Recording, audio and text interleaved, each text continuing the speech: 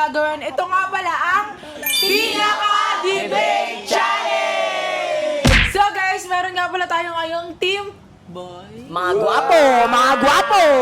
Team boys na mga gwapo! Tatatula! And guys, ngayon meron naman tayong Team Girl!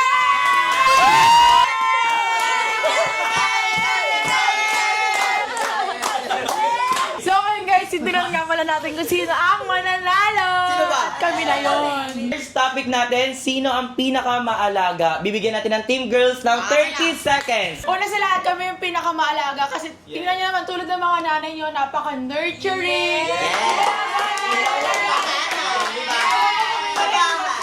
Pero ano sa bahay, sa pagluluto. Sinasabi nyo para ano? Ano mga bata? Ganon?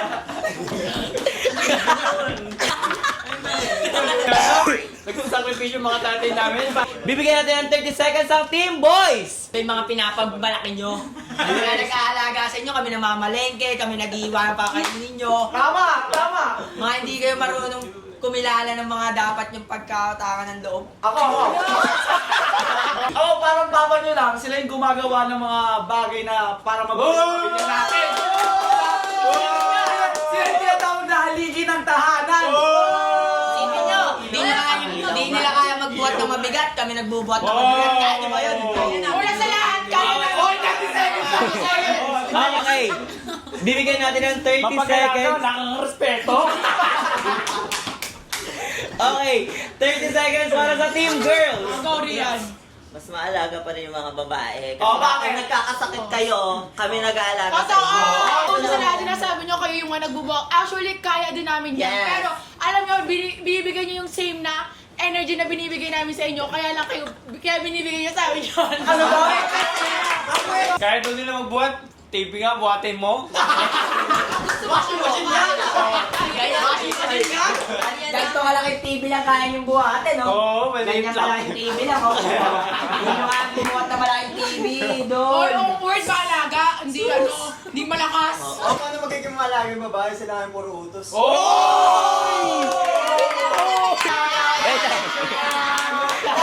Okay. So, I mean, para sa round na to, feel ko na-defend nyo naman. So, it's a tie. Ano? Okay. Sabi nila, ano? Parehas? Parang lamang lang. Ang second topic natin ay pinaka-understanding. 30 seconds para sa Team Girls. Bakit pinaka-mas understanding ang babae? Una sa lahat, pinaka-walang emotional intelligence ang mga lalaki. Tsaka, sinisisi nyo sa amin yung mga gawain nyo. Sinisita nyo kami sa mga actions namin, pero yung mga ginawa nyo sa amin, di nyo sinisita. Okay. Paano nyo masasabing wala kaming emotional intelligence? Natanong nyo ba kung ano problema namin? Natanong kung may hinanakit ba kami? Ano? Minsan ba? Tinanong nyo ba kami kung okay lang kami? Kasi hindi Kasi na nga, laging tingin nyo sa akin, malakas! Tingin nyo, porket lalaki, hindi pwede magdrama. Lalaki, kami may nararamdaman kami. tapos kapag sumiyawan pa kayo. Hindi naman kami si Madam Auring para hulaan yung nararamdaman. At saka ba nyo sabing understanding kayo, eh tuwing magsasabi kami ng problema sa inyo, lagi nyo lang kami nilelegleg. Paano nyo sabing hindi kami understanding? Paano pag nagagalit kayo, lagi namin kayo iniintindi kahit wala ka naman kaming dahilan para intindihin kayo? Maingay! Ano siya sabi mo, Madam Auring? Bakit pinipilit ba namin kayo hulaan yung nararamdaman? Kaya ka tinawag na emotional intelligence para maramdaman nyo kung ano yung nararamdaman namin ng lalaki. At wala rin kaming balak sabihin sa inyo yun. Yung balak naman kami iniintindi. Okay. Bakit gusto nyo hulaan namin mga nararamdaman nyo? Di ba sabi mo kanina, Wala bakit naman hindi namin sinabi mo lahat intindihin yung mga hinanakit nyo? Kaya ibig sabihin kayo, wala emotional intelligence, di ba? Oo. Kayo ang Kaya hindi mas marunong naintindi. umintindi. Tsaka very vocal kami mga babae. Yes, Pag very may problema vocal. kami, sinasabi namin sa inyo. Ano sinasabi nyo? Hayaan mo na yan! Di ba? Okay. I think for this round, nanalo sila. Team Girls. Team Girls, 1 point. Team Boys, 0 points. Okay. Ito naman tayo sa pangatlong topic natin, pinaka marunong makinig. Sa akin mga lalaki na Lalaki yung yun. mga to. Para sa ano, lalaki ang pinaka... Marunong Makinig. makinig. Marunong makinig lagi. Kasi babae na naman laging maraming nasisiraan. Mga papanirang uri. Sa bagay, yung babae kasi maraming nasasabi kahit wala naman tayong sinasabi. Kami pinakamarunong makinig. Tignan mo, pinapakinggan namin sila ngayon. Bulong sila, pero nakikinig kami. Lagi sila may pinagbubulungan, may mga sinasabi putyo-burutyo. Ano ba yung Para ano? Kayo, sinasabihan namin, hindi naman kayo nakikinig. Kunyari, sinabihan namin sa'yo na huwag kayong mang-asa, lalo nyo pag ginagawa. Wow, yan. Kaya talaga ang pinakamarunong makinig, babae naman lagi may problema eh. Kami talaga yung pinakamarunong makinig kasi kahit mismong kamay nyo kaya nyong abutin, inuutos nyo pa sa amin. Team Boys win this round! Parang na kami, under na kami kasi nakikinig kami palagi. Sino ang pinaka overthinker? Ayun! Okay. Ayun! Ganyan na lang ako. Ano mauna? Okay, 1, 2, 3! Ano daw? Siyempre mga babae na pinaka-overthinking. Dahil lahat na lang. Siyempre pinaka-babae ng ang overthinker. Dahil lahat na lalaki may mga nagagawang kasalanan. Kami naman, Saka mas mapagmahal ang mga babae, kaya lahat ng galaw nyo, Yes. yung overtake namin. Yes. Kahit mawala kayo. Totoo lang din talaga, sila talaga yung overthinker kasi nga, Wala tayo. wala naman kailangan yung pagka-overthink, ino-overthink nyo. Yes, Lahat na lang ng gagawin namin, kahit nga ang limang lakad ko, sabihin yan, uy, ano gagawin mo sa Nagre-react sila sa mga sinasabi ko kasi nga totoong overthinker sila. Yes, Panalo na kami. Hindi. Panalo na kami. Okay. Debate to. Walang sinasabing panalo. Okay. Panalo na kami. Okay, girls won this round. Okay. So, ano na, it's 2-1 ah, 2-1. 2 points sa team girls, 1 point sa team boys. Sino ang pinakamabilis ma-attach? Kami hindi naman kami masyadong high standard na lalaki. Kaya kahit simple lang. Lalaki para sa street. Lalaki para sa Simple lang naman eh. Yung pag gusto ko, na-attach lang. Ako both lang, minsan babae, minsan lalaki. Kasi pag nakikita mo yung nararamdaman mo sa isang tao, doon mabilis ka ma-attach. Game. Di kasi madaling ma-attach yung mga babae dahil matataas ng ego at matataas ng standard. For this round, mga lalaki ang nanalo. Okay, it's tie na to ah. 2 points sa team boys and 2 points sa team girls. Pinaka worth it mahalin. Naka-worth it talaga mahalin dyan yung mga babae. Dahil pag iniwan kayo ng mga babae, kayo yung mga nababaliw. Binuin nyo! Paglulutuan lang kayo, nababaliw na agad kayo, no? Pinaka-worth it talaga mahalin ng mga babae. Kasi alam nyo, lahat ng mga efforts nyo talagang appreciated, maliit man. Kahit man wala kayong pera, nandito kami. Yes! Kasabay namin kayong pumunta sa top. Yes! Pinaka-worth it mahalin yung lalaki kasi gagawin lahat ng lalaki para maging maganda yung relationship nila. Ano, parehas naman eh. Parehas naman deserve mahalin eh. Yes. Pag lalaki, hindi, bawal mahalin. Ano lang, give and take. I believe mas worth it mahalin ng babae kasi kaya nga sila nililigawan ng mga lalaki kasi nakikita ng gayong worth ng babae.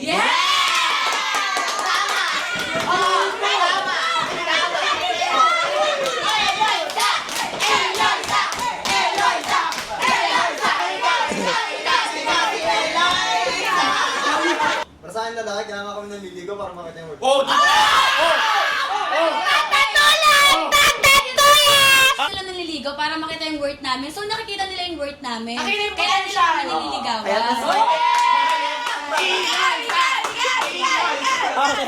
Para mas makilala nyo kami, para pag nagkaroon kami ng worth, dun nyo kami mamahalin kasi worth it na mahalin yung lalaki. Bago nila makita yung worth, bago namin makita yung worth nila, makikita muna nila yung worth namin kasi nga nililigawan nila kami. Nakikita yung worth ng lalaki, anong maliligaw lang kami. Ganon. Naman! Kasi hindi nyo naman, kasi hindi nyo naman liligawin yung mga babae kung hindi worth it magmahal.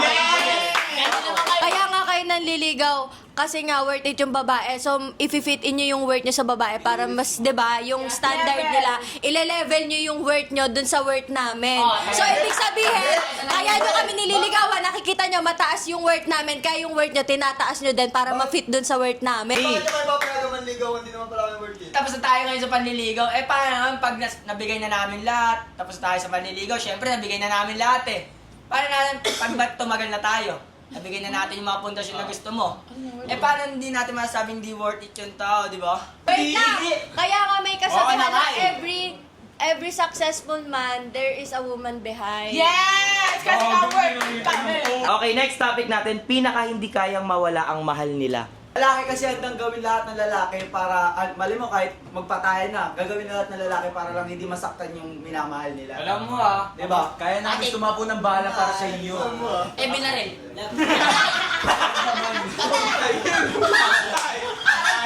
Boy, kampi tayo!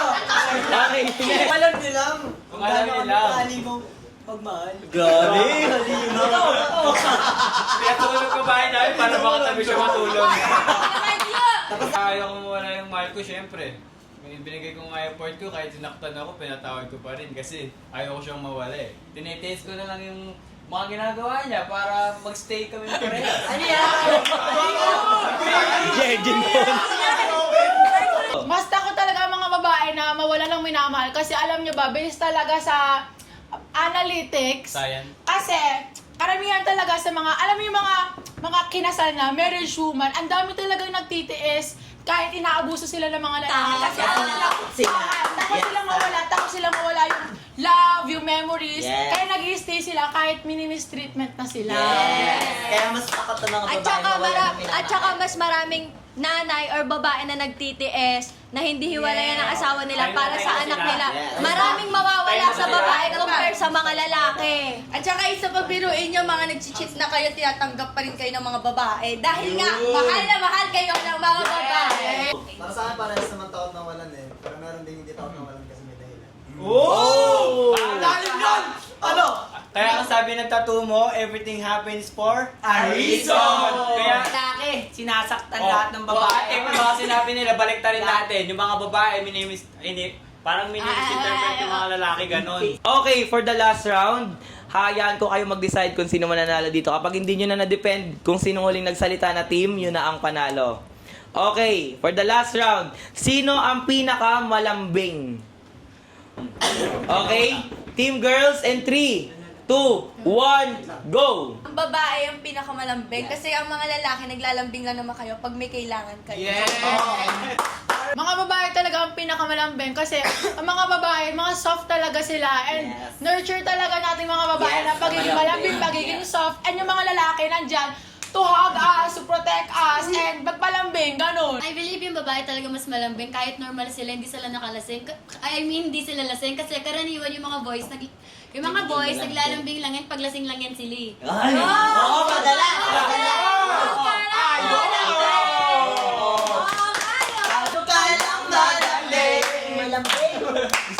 Lambing na yun, oh, syempre, kailangan na rin lambingin. Oh, Kasi Nuyo, kagayon. Kagaya. Tapos pag nauntog, magagalit pa yan. Kaya kami nalalambing para makipagbati, hindi makipagtalo. Kaya mas malambing yung lalaki. Kaya nga kayo nilalambing kasi nga nag-iinarte kayo. Oo nga. Ang usapan lambing, hindi sa panunuyo. Lambing nga yun Depende eh. kasi yan eh, depende kasi yan eh. Yung ibang lalaki minsan mas babae pa sila sa shota nila. Nalalambing lang naman kayo pag may mga kasalanan kayo eh. Tsaka isa pa pag natapos nyo na lahat ng gagawin nyo, doon lang kayo maglalambing. Kasi pag may ginagawa kayo, nakakalimutan nyo yung mga shota nyo. Lalaki malambing kasi minsan nangaaway sila kahit di mo namin ginagawa. Diba? Hindi, ito ah. Wala ka pa. Ang babae kaya nangaaway, gusto na attention ng lalaki. Gusto mo malambing.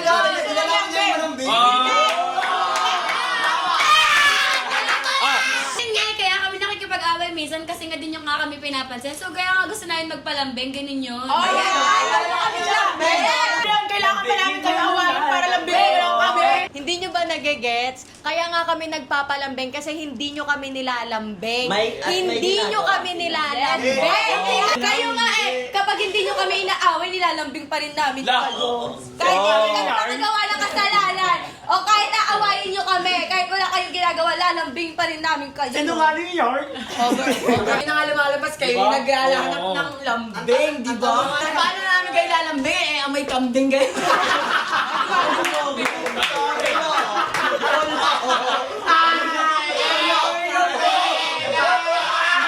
Lambing, ayaw mo na maligo para lalambingin.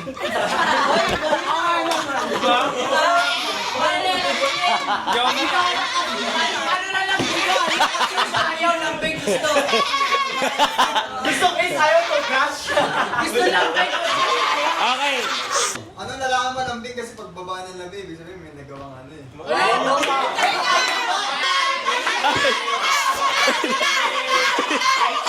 Hi guys! So ngayon tapos na tayo sa debate. So ang nanalo sa debate natin ay Matik na yan!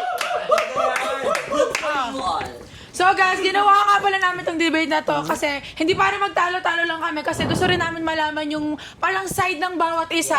Pinagde-debate namin. Pero sa lahat naman, I think it's win-win situation naman kasi parehas namang may point, parehas may pinaglalaban. Siguro nanalo lang yung boys dahil sa way na pag-answer nila, ganon. And hindi namin masyadong na-deliver. Tama, Ngayon lang kayo nakakita ng babaeng natalo. Dito nyo lang makikita ang babaeng natalo. Di lahat ng babae, tama ah. Kaya panindigan namin yun. Yun lang guys for today's vlog. Sana nag-enjoy kayo. And don't forget to Like, comment, and subscribe! Tatatayan!